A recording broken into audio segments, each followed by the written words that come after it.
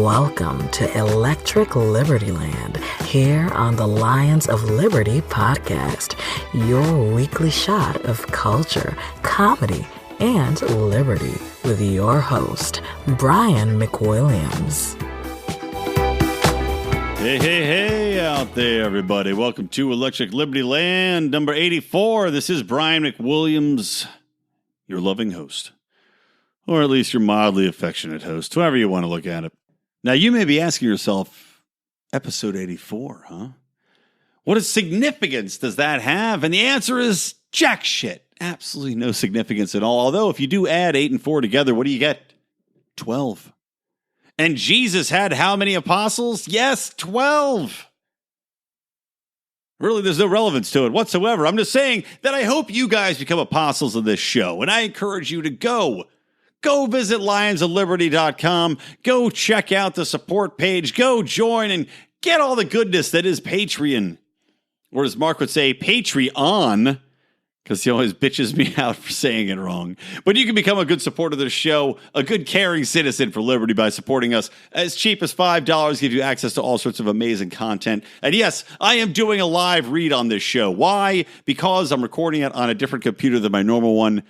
I'm just too lazy to pull all the different sound clips up and put them in. And hopefully this sounds pretty regular. I'm doing it on my work computer, so I'm now working from home, which is nice. And this computer is about 10 years older. I'm sorry, not older. 10 years younger than my computer I was recording all of the other podcasts on, which was like the oldest 2008 piece of shit Mac laptop that just would freeze, and it's just a nightmare to use. So this is an updated GarageBand, which is what I used to record on. And hopefully all things go well. This sounds great. But, you know, if you gave money, I could update my computer more often. Isn't that what we all want? I say yes. But anyway, if you haven't heard the show before, yes, welcome along. I do ramble quite a bit, and I plan on rambling this episode because I did just come back from having a nice birthday dinner with Mark Claire, my co-host on the Lions of Liberty podcast here, along with John Odie Odermatt, who, of course, does the Felony Friday shows. And we went out for a nice little sushi din-din with Mark and another one of our Liberty supporters, Dan the Man Mahoney. He's a $25 supporter of ours and a friend of mine all the way back to middle school, if you can believe it. And another convert to liberty. So it can be done, people. It can be done. He's a good man. So anyway, let's kick into it. I'm a little drunk. Let's crack through some stories here before I sober up and before I run out of this delicious vodka soda with lemon, a lemon that was not stolen, but borrowed from a neighbor's tree. Fortunately, I'm 6'3", so if I jump straight up in the air, I can snag a shitload of lemons off of their tree. And you know what? It hangs above the sidewalk. It's legal. I don't know if you knew that, but that is the law. The law of the lemon land. And you know what? This is how you know I'm drunk doing the show. By the way, here's a little joke for you guys. You know that old saying, milk, lemonade, around the corner, fudge is made? Sounds like the best goddamn farmer's market ever. You're welcome. Use that on your friends and neighbors. All right, guys, let's kick into the show here. First things first, there is a story that I meant to talk about quite a bit, and I forgot to, that was originally sent to me by my good friend and my brother-in-law, Steven, up in San Francisco, another convert to liberty who now is living deep within progressive territory. But he sent me this story, and I'd been tagged in it on our Facebook forum, which you could join by just going to Facebook, type in Lions of Liberty Forum. Make sure you do say that you heard about the forum here on the podcast, because there's a lot of lunatics out there, and we do screen. So make sure you heard about the podcast here. But it's basically a story which is that Facebook, which has a large office up in the San Francisco region, has banned Facebook, the company, like the city has banned the company from providing free lunch to its employees. And the rationale behind this is that if they provide free lunch, then they are depriving all of the little restaurants and taverns and whatever the fuck, yoga, soy parlors that exist in San Francisco of patronage from all these workers that now are working at Facebook. Now, never mind that all of these restaurants will still get patrons coming in because the city of San Francisco has increased its members of the populace, which have plenty of throwaway money. Because if you know anything about these tech companies, it's that they pay a lot of millennials and a lot of young people a shitload of money, way more arguably than they are worth. But hey, free market, man. But they pay them way more money than they have anything to spend it on. So these people can go out and spend it whenever they want when they're, say, not at Facebook and it's not at lunch. And let's not forget that these people, by virtue of living there, are raising people's property values in the region. Then all the companies that provide food and sustenance around that area, in turn, raise their costs because if everybody's making more money, they can then charge more money. They can up their offering. They can provide custom craft foods, perhaps, rather than just stealing hot dogs. Maybe now you have special goat anus hot dogs that are shipped in from Sweden direct and are untouched by human hands. They're packed by specially trained Australian koalas, which are really proficient at packing goat anus hot dogs. So now you've got special goat anus hot dogs for all these people that have way too much money. The point being, getting rid of Facebook's ability to provide a lunch as an enticement to people that want to work at Facebook as a benefit, as, say, providing childcare as a benefit to come there, as an enticement, as a leg up against your competition might be. The city of San Francisco has decided that we need to ban that to take care of these little local restaurants. Absolutely fucking retarded. Absolutely retarded. And you know what? If anybody that's going to Facebook wants to stick it to the man, how about you bring a lunch? How about that? What are they going to start banning peanut butter and jelly sandwiches? Because that's the next evolution of this, is it not? And guys, by the way, guys, I'll apologize if it's a little echoey in here. I've ordered some sound absorbing stuff, but I'm in my new studio here, and it's not here yet. But anyway, I mean, is that the next evolution of this? First, we're going to stop your company from allowing you a free lunch. And next thing, well, you know, God, what can anyone imagine the terrors that would exist if you could make your own peanut butter and jelly sandwich at home and bring it with you to work? Oh my, would somebody think about the children? I mean, what the fuck are we talking about here? A company wants to provide free lunch. That's great. The employees now have free lunch. You now have the state stepping in and insisting that these employees have to either spend money with a local store to buy their own lunch and make their own lunch, or they have to go and purchase lunch outside. That is beyond ridiculous. This really should be considered a tax. When you have a government entity insisting that you purchase something, just like with Obamacare, we are now insisting that you purchase something you don't want or you don't need. This is a tax. This is government taxing you upon your existing wages, upon your existing income. You've got people being forced to buy from local people when a company will give it to them for free. And you know what? I don't know the math, man, but I guarantee you a lunch in San Francisco, one of the most expensive cities in the world, probably costs you at a minimum $15 for a motherfucking grilled cheese and a bag of chips. So you times 15 times 5 and you got 75 every week. So these motherfuckers in San Francisco are costing every single person that works at Facebook $75 goddamn dollars a week. Unbelievable. By the way, you know what else is unbelievable? How goddamn hot it is in LA right now and in the studio. And those of you who have listened to the show for a while know I was bitching about my old studio because it was a second floor in an unconditioned, air-conditioned apartment. And that was hot, man. And I tell you what, it is equally hot in this new house because I don't have AC, because it's a heat wave in LA right now. It's a heat wave in a lot of places. But in LA, because we usually have such nice weather, most of these places don't have AC. Mine does not have AC. And even though it's on the ground floor, I've had the windows open, cross-breezing all day. Cross-breezing and cross-dressing. That's what I've been doing. I've been dressing in ladies' panties to try to stay cool in this goddamn heat. But no, yeah, cross-breeze all day. And I swear to God, man, I closed the doors to record so you guys don't hear the dog barks and the whatever else is going on here. And I'm just sweating balls, it could be good or bad. I just came from getting a little drunk with Mark earlier for his birthday, which, by the way, a great birthday present for Mark would be joining the Pride. becoming a patron. Oof, but I'm sweating to the oldies here, man. I'm sweating. Goddamn Richard Simmons is perched on my shoulders, squeezing the back of my neck with his nutsack. I'm sweating so much right now. Anyway, you know who else is sweating? Maduro. Venezuela's Maduro. Yes, the president, quote-unquote president, who was quote-unquote reelected.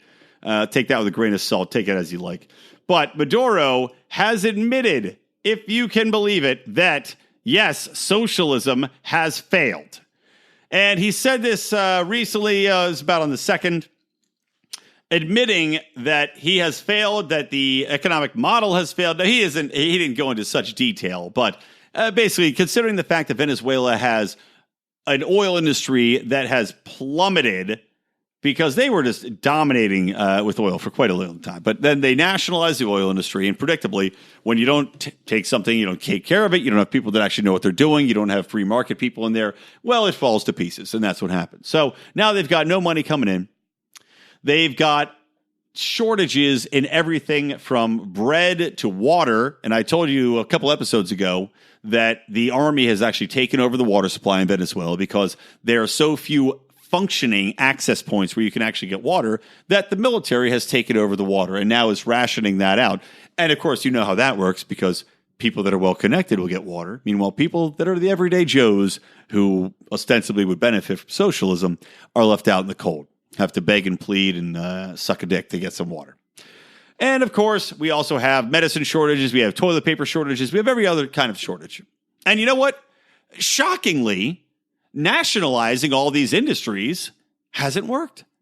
And jailing the bakers who were charging people market value to try to make ends meet, which violated Maduro's rules on the cost of bread, well, that doesn't work either. So now people are just starving in the streets, dying in droves. There's revolution, talk of revolution, I should say. And you've got the military controlling the water supply. So Maduro basically had to admit it. And here's what Zero Hedge is reporting by virtue of another piece, which I'm too lazy to click to. But here is a quote from Maduro. Oh, and by the way, let's not forget the fact that Venezuela has a hyperinflation forecast of 1,000,000% by the end of the year. Isn't that lovely? I was talking to a friend of mine, by the way, who is Venezuelan. His family's still in Venezuela.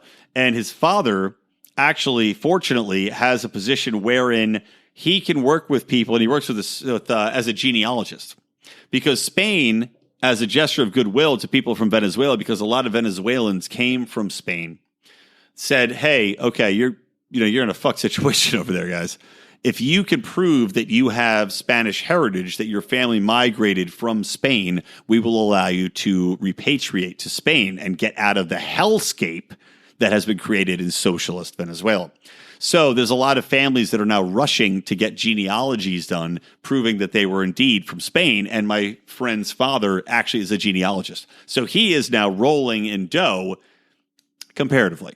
And by comparatively, I mean he is charging something like $200 American dollars. And that is something like, 15 grand Venezuelan at this point. So while their Venezuelan dollars are basically worth nothing, in $200 in Venezuela goes so far that he said basically his father's making an incredibly good living right now because they were terrified. I mean, they were really thinking about fleeing Venezuela as well. So good for him and good for the free market in that regard. And hopefully a lot of those people can get over to Spain. Anyway, long story short, or short story long, expect a lot of that. Here's what Maduro's quote was. I'll do it in a Maduro accent for you. The production models we've tried so far have failed, and the responsibility is ours, mine and yours, Maduro told his ruling PSUV party Congress. Enough with the whining. We need to produce with or without outside aggression, with or without blockades. We need to make Venezuela an economic power. Now, I was tempted to switch accents in the middle of that when he said enough with the whining and say, enough with the whining, like Arnold Schwarzenegger, but, And then he said, no more whining. I want solutions, comrades. No word on whether or not he shot his comrades in the back of the head for not performing like so many socialists have done.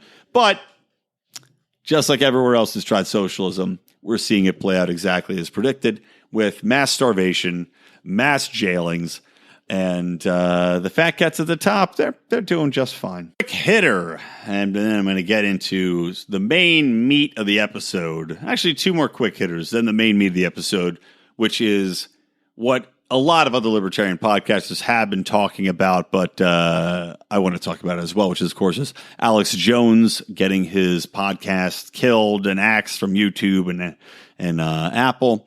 And then also the new news. This is what the advantage of being a Wednesday podcast, the other sons of bitches. Of course, that Scott Horton, as well as a couple other leaders in the Liberty Movement, have been shut out of Twitter because just for the most ridiculous reasons. But before we get into that, let's talk about Joe Scarborough crediting Obama with the current economy. Now, let's just say on its surface, number one, virtually no president has ever actually had any impact on the economy, because we all know that the Fed has a massive impact on the economy. And as interest rates go, so goes the economy in many cases, which is why I'm worried that the Fed's going to raise the interest rates and that's going to crash the economy, which is basically just in a giant bubble right now anyway, because we have the Fed manipulating the money supply, manipulating the interest rates, and keeping an artificially low rate of interest, which of course encourages, just in the Keynesian way, encourages all sorts of people to borrow money that they shouldn't be borrowing and creates this bubble. And having been a person who just bought a house, I'm sure it'll pop because, that's my lot in life. As someone who knows to expect the worst at every given point, to expect to sweat his balls off in his new house. I'm sure that it'll crash and I'll lose all my money that I spent in this house and I'll be upside down, as they say. But I just love Joe Scarborough is now fucking crediting Obama with the current economy, which Obama, if you don't know, was economically retarded, pushed through record highs as far as the corporate tax, which was something like 35.7% or 37.5%. I might be transposing those a little bit. But it was basically the third highest corporate tax rate in the known world. And if you can imagine, was a huge detriment to doing business. Not only that, the corporate tax rate also impacts small businesses all over the place because you still, once you're incorporated, pay that corporate tax. People think about corporate taxes. Oh, well, Apple can afford it. Well, how about fucking Joe down the street who's opening up a brew pub? Can Joe down the street in this goddamn brew pub order? Can a restaurant opening up with a tiny profit margin afford 35.7 tax rate? I doubt it. And let's not forget that the bigger people also know how to get around the taxes, can find loopholes. So Trump comes in, and as you all know that have been listening to this show, I am a huge fan of Trump's tax breaks that he's given. I'm a huge fan of deregulating. And I think that has actually greatly helped the economy and has, if you're going to do one thing as a president that's actually going to impact the economy, it would be to, well, he's done one thing to fuck us over, which is raise tariffs, but it would be to lower tariffs. Second thing is to lower taxes for the corporate tax rate. It's a no-brainer. And the impact it has on small businesses through to individuals as well, because obviously the tax breaks that individuals have gives you more money to then invest in a business perhaps, or invest in spending money on a business. And this is where, I talk a lot about reaching people that aren't libertarians and finding a common ground with them. Tax breaks are something that you can actually find a pretty good common ground with people on, especially when it revolves around minorities or people that are considered downtrodden, because we look at the environments that people have. Let's say you look at Black America, or you look at Hispanic America, and you look at the areas these people live in. You say, okay, so you've already got a situation when you've got the drug war in full effect. You've got people that are disenfranchised from reuniting families, which is something you'll hear about on John Odermatt's Felony Friday. But let's say a father gets arrested for a drug crime, right? The quote-unquote crime of selling some weed, or I don't know, even buying some weed, or just being in possession of weed, because a lot of the times these communities are also vastly over-policed, and this is, it's like a self-fulfilling prophecy. You have an area that has high crime rates because you have police there that are constantly on watch for every single little teeny crime that goes on. So yeah, of course they have high crime rates. Anyway, let's say you've got a father. He gets arrested for marijuana possession or for dealing a small amount of marijuana. to a voluntary transaction between two people, but he goes to jail. Now he comes out of jail. Now there's actually a disincentivizing factor wherein they won't allow a father to come back into the household for a certain amount of time. So when you're out, you're a felon, you come back, you try to reunite with your kids, you're disincentivized from doing that. So let's look at these communities, right? And say, okay, what's the best way we can help these people? What's upward mobility? Well, as I've said, upward mobility depends on a lot of factors. The number one indicator being a coherent family unit, because you have two earning parents, you have people that can take care of a child, that can give the child attention, that can put the child in secondary school if you want that. Regardless, two people taking care of a kid is better than one. And apart from that, though, let's say if you're talking to people that say, we want to help the black community, we want to help the Hispanic community. Great. Well, how about we take a shot at making them entrepreneurs? How about that? How about, like Rand Paul has said in the past, you do tax-free zones or economic benefit zones, wherein you give these people a chance to actually get a break from Papa government and incentivize them to start a business, to grow a business, to take their ideas and turn them into something. I mean, that is the American dream, is it not?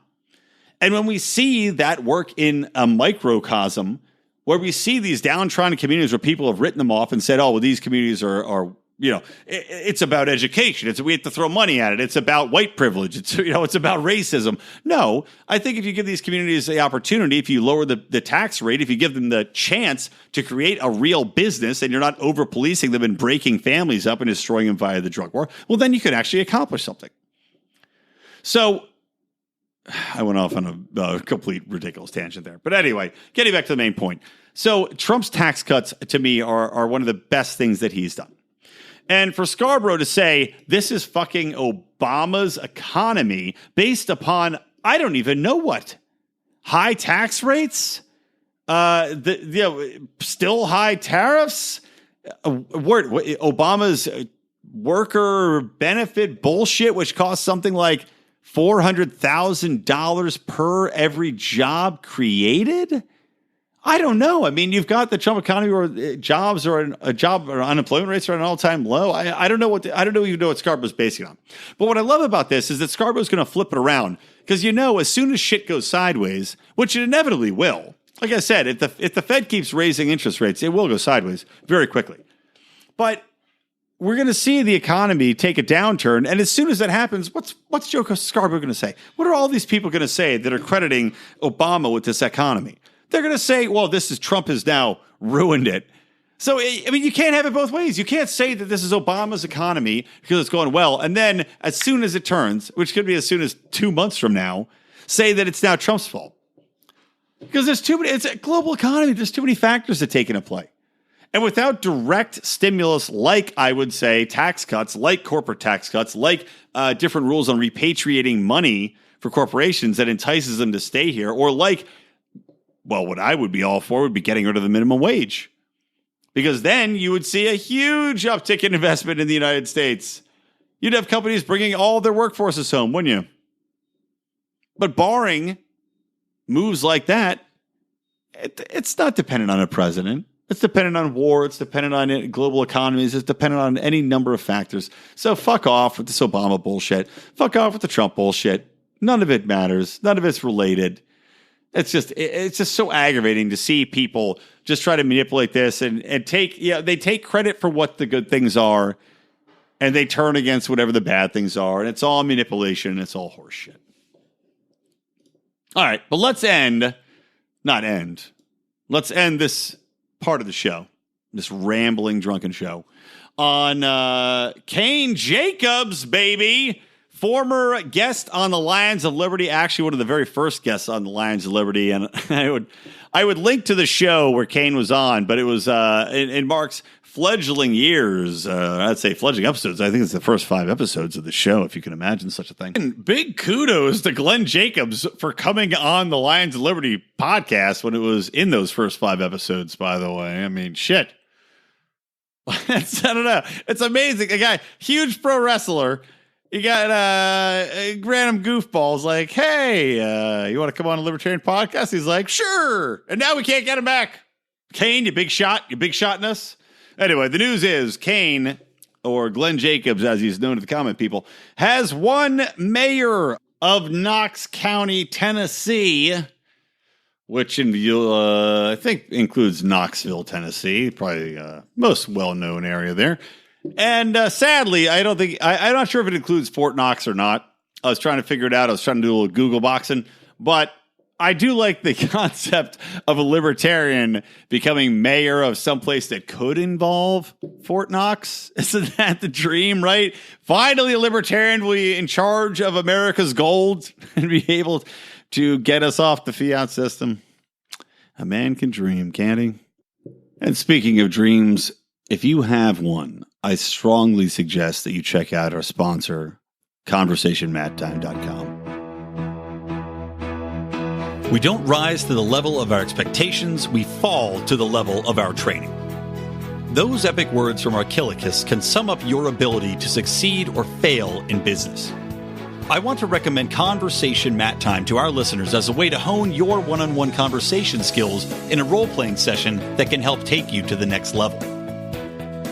During 25-minute sessions, you'll work through the best way to approach that raise, that interview, or that relationship with a practiced professional that will provide the confidence and experience you need to get paid what you're worth or take that interpersonal risk you've never been able to conquer. Just like in jiu-jitsu, the difference between a novice and a black belt is mat time. Train to win. Visit conversationmattime.com and take advantage of a free 15-minute consultation just for listeners of this show. Oh, welcome back to Electric Libertyland, episode 84. Can you hear the exhaustion in my voice? Like I said at the beginning of this episode, I'm recording on a work computer, which is 10 years newer than my laptop. And despite the fact that this computer is newer, faster, stronger, it's like the goddamn $6 million man, this son of a bitch has stalled on me, has stopped recording, has said it's recording and not recorded, and then picks up halfway through tracks about 20 times. So I'm at the end of my rope. I'm about to lose my fucking shit here and put my fist through this computer. So apologies. I'm now hot, drunk, and dehydrated in this sweat box trying to finish this episode. So I'm on edge. I'm losing it, Jerry. Swear to fucking God, man. This is hell. This is like, am I dead? Am I fucking dead right now in hell recording this episode, sweating my goddamn balls off with a computer that won't take the fucking audio I'm trying to give it? Computer, let me put my audio in you. Let's just be friends. I promise. Just the tip, computer. Just the audio tip. Please just let me put it. Okay. Let's get to the end of the show. I'm going to wrap this up. Apologies. It's going to be a very short episode. I can't take this anymore. This episode is taking an hour and a half to record. It's going to be about 38 minutes long at the end of it. And you guys know me. I'm not one for recording. I'm not one for re-recording. I'm not one for editing. You get me. If you go to a libertarian event and you talk to me, you're going to get this. This is what I sound like. This is what I talk like. Unfiltered, no edits. If I fuck up, I fuck up. I'll either correct myself or I just let it fly. Not with facts, mind you. I'll correct those, but with names, addresses, emails, whatever. So to record this long and know that I'm only like I still got more things to talk about is truly maddening. But that's my problem, guys. That's my problem. Okay, let's wrap this bastard up, huh? Let's put a mummy wrap on this son of a bitch. Let's scare some Laurel and Hardy with this mummified bitch. How about that? Okay, let's finish it up. All right, a couple things I want to talk about. I want to talk about Wilbur Ross. Then I want to talk about this whole Twitter ban with Alex Jones and the great Scott Horton. So let's talk first things first about Wilbur Ross, because I think this is so funny. People are like, Forbes had a big story come out about Wilbur Ross. And Wilbur Ross is the Secretary of Commerce under Donald Trump.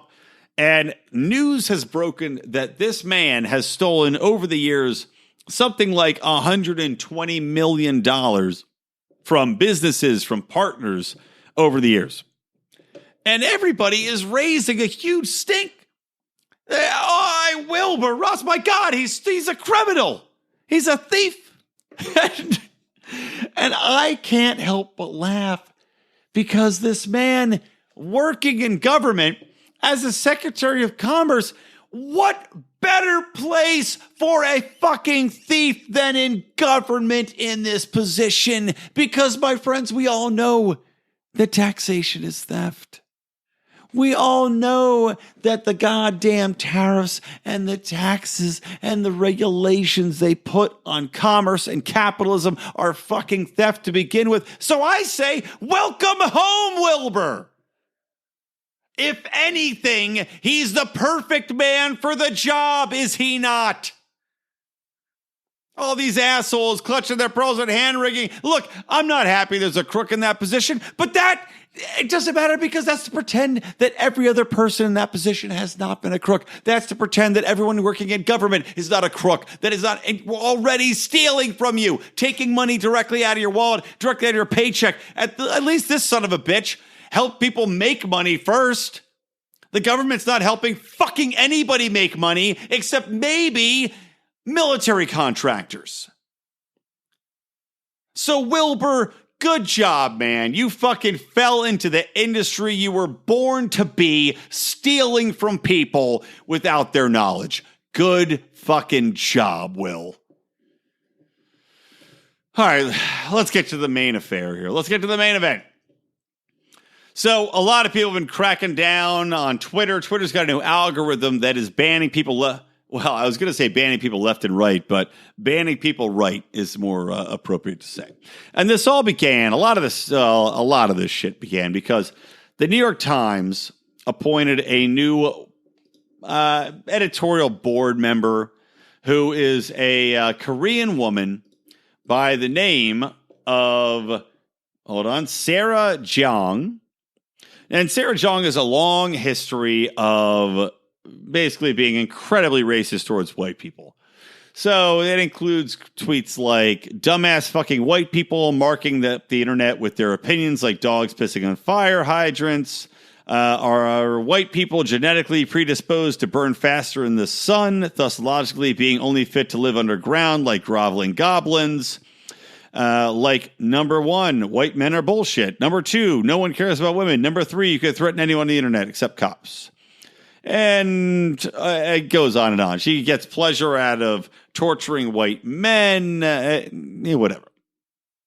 Now, you know me being me. Frankly, those things are not statements that I would advocate for. And my goddamn computer stopped recording right after that. Delightfully high-pitched ending. Advocate for?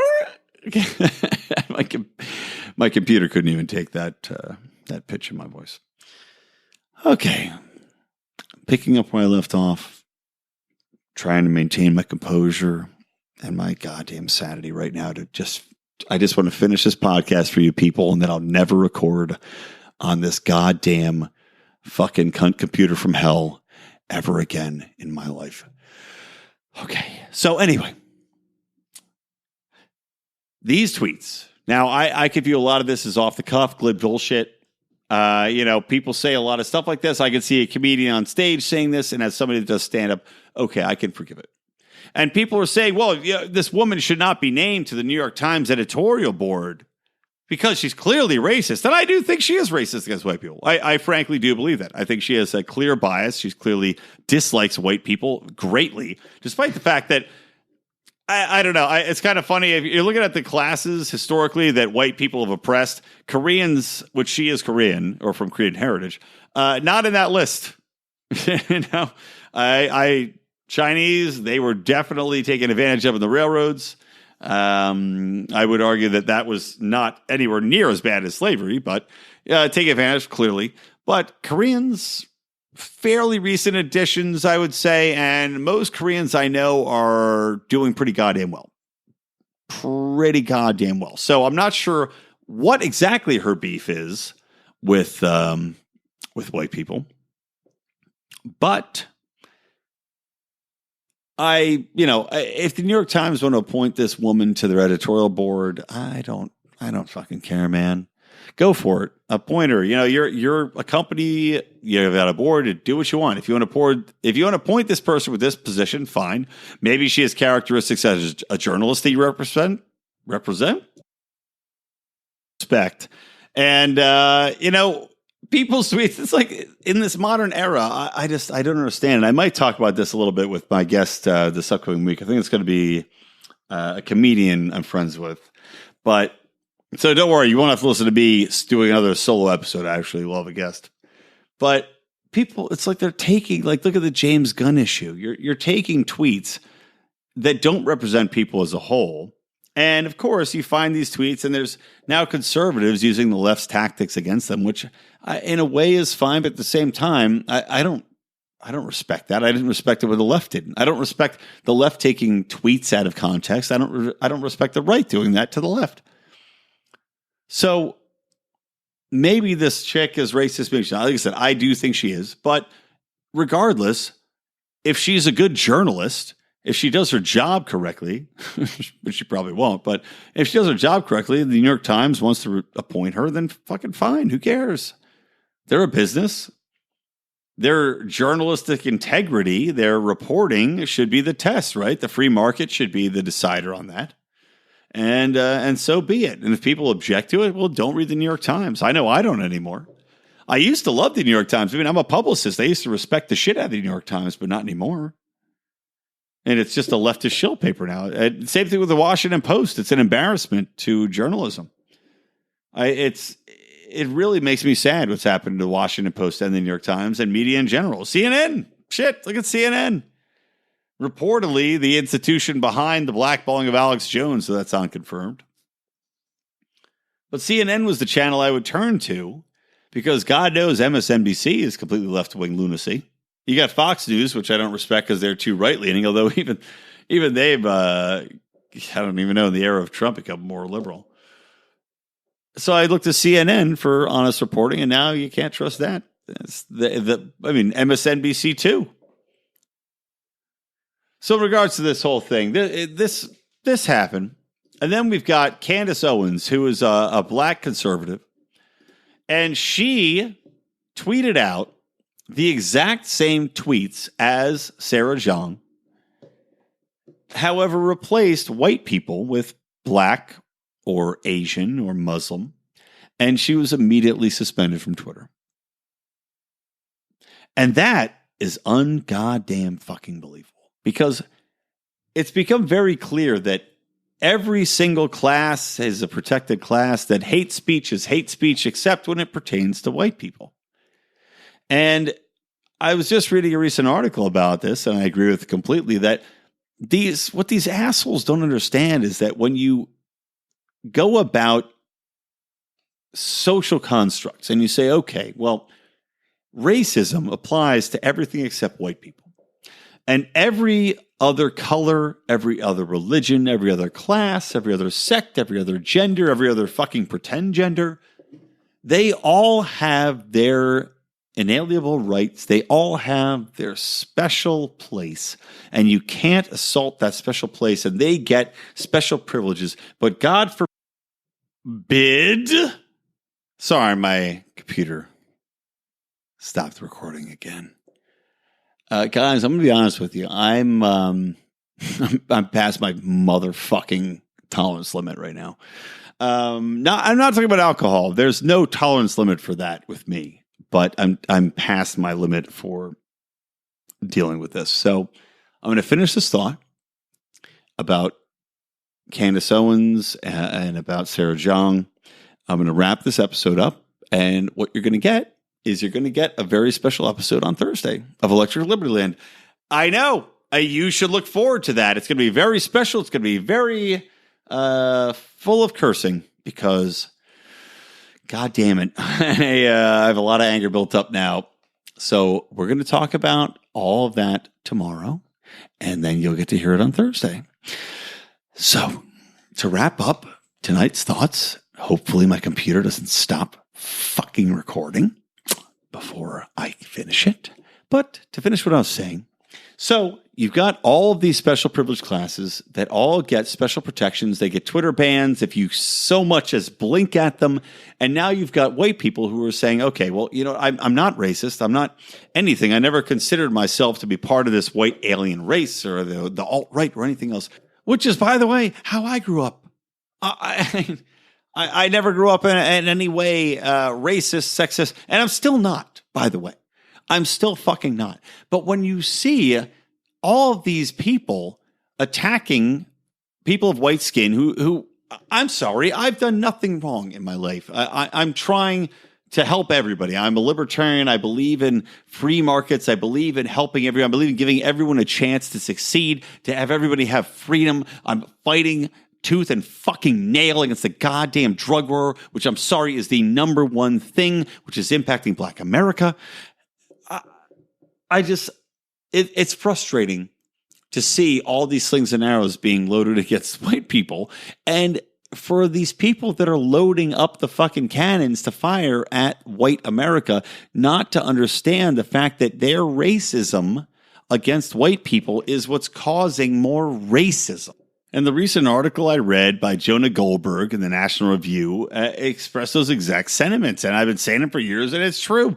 When you have people in mass saying, hey, white people, fuck you, then white people who never considered themselves white people before as a group are going to say, well, Jesus Christ, if everyone else is a goddamn group and everyone else is against us, then I guess we need to be a group. All of this fucking racism, and yes, it's racism against white people, all it's doing is making people more fucking racist against other people and more protective of their own race. It is idiotic. And it seems like, for all this talk of social justice and equalizing the world and making the world a better place, all they're doing right now is making the world a worse place to live in for everybody and raising race animosity. I mean, Jesus Christ, things were going along pretty fucking smashingly. When I grew up, I'm 38, right? When I grew up, when I was a kid, when I was, whatever, as soon as I could think and walk and I was a thinking human being, I shit you not, man, if I saw a mixed race couple, because this is fucking 30 years ago now. So when I was like 8, 10, 12, whatever, I saw a mixed race couple walking down the street and they had a baby. I'd be like, oh, that's fucking great. I mean, I didn't say fucking, I was a kid, but, I would really appreciate that. I would, because I learned about the history. I'd learned about segregation. I'd learned about the differences between black and white. I'd learned about all of that. And my natural inclination is to say that's great to see people coming together. Clearly, progress was being made. I mean, fuck, what do you want? I'm a kid. I'm rooting for people to get together of different races. I don't know what else you can ask for. And now, because of the social constructs I've created, as a white, straight male, I am constantly under attack. And I'm not somebody that's going to race out and fucking join the alt-right or any stupid bullshit like that. I pride myself on just being who I am as a person. And, if you're somebody that doesn't like white people and won't like me because I'm white, well, fuck off. Fuck you. I don't really give a shit. On the same note, if you're a white person who doesn't like black people just because they're black, well, fuck you too. But I just am blown away by the steps backward we've taken as a culture. I mean, it's like I was amazed by the steps backward we've taken from an artistic perspective, looking at how restrictive films and art have become compared to like the 70s even.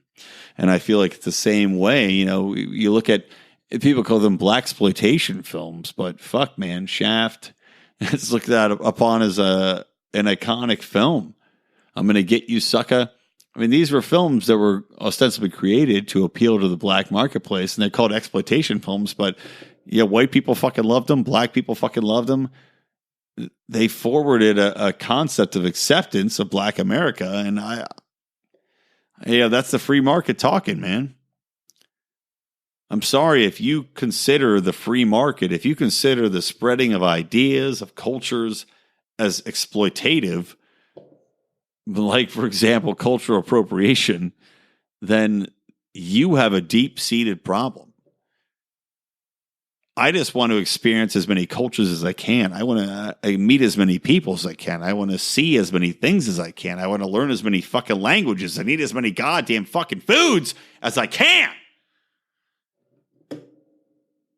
And I don't want to be called a racist for wanting to do it. I don't want to feel as though other white people are going to look to me as somebody that has to group together with them just to protect my basic rights. I mean, that's a sign of a truly fucked up America. And that's the road we're going down. All right. Well, guys, I was planning on this being a real rip-roaring drunk episode wherein I really got into screaming and yelling about Scott Horton being booted from Twitter and a little bit on Alex Jones as well, man. But this computer issues is taking it out of me. No amount of booze could overcome these computer issues. So, cheers here. I'm going to toast this computer. Fuck you, computer, for ruining my night and ruining my buzz. So, guys, as promised, you will get a very, very special episode of Electric Libertyland tomorrow. Talking about Scott Horton, talking about censorship on the internet, talking about Facebook, YouTube, Twitter, teaming up to try to censor free speech, and how the ACLU could give two fucks. So from me, Brian McWilliams, your angry, sweaty, drunken host, from my computer, who I will nickname Arpoo D Cunt, and from the Lions of Liberty and Electric Libertyland, always stay plugged in to Liberty.